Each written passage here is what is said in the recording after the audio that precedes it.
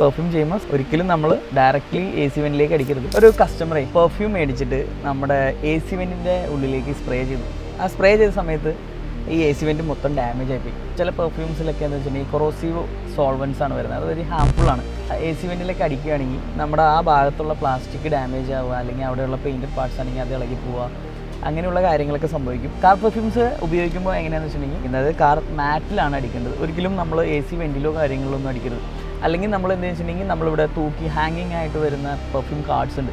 അത് perfume cards ഇതിൽ നിന്ന് റിമൂവ് ചെയ്തിട്ട് പുറത്ത് വെച്ച് സ്പ്രേ ചെയ്ത് സോക്ക് ചെയ്തതിന് ശേഷം മാത്രമാണ് ഇവിടെ തൂക്കേണ്ടത്. ഇങ്ങനെ പിടിച്ചിട്ട് ഒരിക്കലും പെർഫ്യൂം ചെയ്യരുത്. അങ്ങനെ ചെയ്ത് കഴിഞ്ഞാൽ നമ്മുടെ ഈ പറഞ്ഞ കാറിലേക്ക് വീഴുകയും ഈ ഇതുപോലെ കാണുന്ന ചെറിയ ചെറിയ തുള്ളിയായിട്ടുള്ള പെർഫ്യൂം വീണ പാർട്ടിക്കിൾസ് എല്ലാം ഡാമേജ് ആയി പോവുകയും ചെയ്യും. അപ്പോൾ അടിക്കുവാണെങ്കിൽ അത് ഫ്ലോർ മാറ്റിലോ കാര്യങ്ങളിലോ അടിക്കും. മൈൽഡായിട്ടുള്ള സ്പ്രേസ് മാത്രം ഉപയോഗിക്കാം. ഭയങ്കര കുത്തുള്ള ഇതൊന്നും ഉപയോഗിക്കരുത്. വെയിലത്തൊക്കെ കിടക്കുമ്പോൾ നമുക്കത് ഭയങ്കരമായിട്ട് ഹാംഫുൾ ആയിരിക്കും രണ്ടാമത് വണ്ടിയിലേക്ക് കയറുമ്പോൾ.